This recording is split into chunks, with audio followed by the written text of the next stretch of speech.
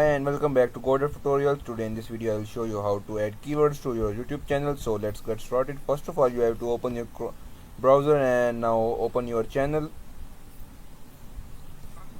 Now you have to go to your YouTube studio.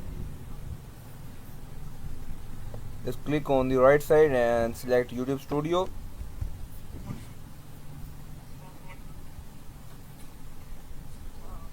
Now here you will see settings on the left side. Click on settings.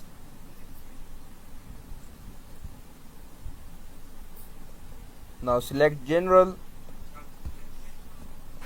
and here you will see the keywords option.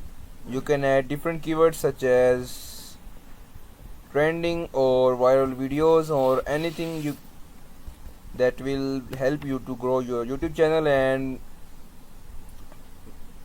keywords will help to increase the searches on your channel. As you can see that the keywords have been updated. So that was the tutorial, and don't forget to like and subscribe to our channel.